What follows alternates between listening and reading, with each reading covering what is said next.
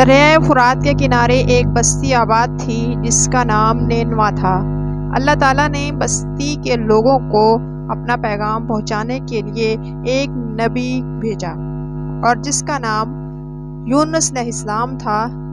اللہ تعالیٰ کے نبی بہت عرصے تک تبلیغ کرتے رہے، اللہ تعالیٰ کے احکام لوگوں تک پہنچاتے رہے، لیکن آپ علیہ السلام کی باتیں ماننا تو دور کی بات تھی، لوگ الٹا ان کا مذاق اڑاتے تھے۔ اس سے حضرت یونس علیہ السلام اس قدر پریشان ہوئے کہ بستی چھوڑ کر دریا کے کنارے چلے گئے۔ دریا کے کنارے ایک کشتی مسافروں سے بھری ہوئی کھڑی تھی، آپ علیہ السلام بھی اس میں سوار ہو گئے۔ جب کشتی دریا کے بیچ پہنچی تو تیز لہروں میں پھنس گئی۔ کشتی کے لوگوں کو ڈر تھا کہ کہیں وہ ڈوب نہ جائیں۔ انہوں نے آپس میں بات چیت کی اور مشورے شروع کر دیے۔ زیادہ تر لوگوں کا خیال تھا کہ کشتی میں کوئی بھاگا ہوا غلام سوار ہے۔ اس زمانے میں لوگ انسانوں کو خریدتے اور ان غلاموں سے خدمت لیتے تھے۔ اس کو کشتی سے نکالنے کے انہوں نے کرہ ڈالا۔ حضرت یونس علیہ السلام نے جب یہ سنا تو سوچ میں ہی وہ بھاگا ہوا غلام ہوں جس نے اپنے مالک یعنی اللہ تعالیٰ کے حکم کے بغیر بستی چھوڑ دی۔ آپ علیہ السلام نے کشتی والوں کو یہ بات بتائی اور کہا، تم لوگ مجھے کشتی سے نکال دو، اس طرح شاید تمہاری کشتی بچ جائے۔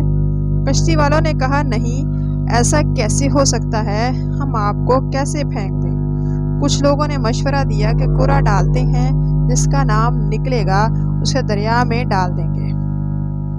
کرہ ڈالا گیا، اس میں حضرت یونس علیہ السلام کا نام نکلا۔ سب نے ان کے نورانی چہرے کو دیکھا اور کہا، نہیں، دوبارہ کرہ ڈالو۔ لیکن ایک مرتبہ پھر حضرت یونس علیہ السلام کا ہی نام نکلا۔ تیسری بات لوگوں نے کرہ ڈالا، پھر حضرت یونس علیہ السلام کا نام نکلا۔ آخرکار نہ چاہتے ہوئے بھی لوگوں نے حضرت یونس علیہ السلام کے دریا کے حوالے کر دیا۔ جیسے ہی آپ علیہ السلام پانی میں گرے، ایک بہت بڑی مچھلی نے انہیں نگل لیا۔ حضرت یونس علیہ السلام نے محسوس کیا کہ وہ مچھلی کے پیٹ میں ہیں اور زندہ ہیں۔ آپ علیہ السلام مچھلی کے پیٹ میں کئی دن رہے۔ انہوں نے اپنے رب سے بے انتہا شرمندگی کا اظہار کیا اور معافی مانگی۔ ان کی دعا قرآن مجید میں بھی بیان کی گئی ہے، جس کا مفہوم یہ ہے، نہیں ہے کوئی معبود سوائے آپ اللہ تعالیٰ کے، آپ اللہ تعالیٰ پاک ہیں، میں بے شک قصوروار ہوں۔ اللہ تعالیٰ نے حضرت یونس علیہ السلام کو معاف فرماتے ہوئے ارشاد فرمایا، پھر سن لی ہم نے اس یونس علیہ السلام کی فریاد اور گھٹن سے نجات دی۔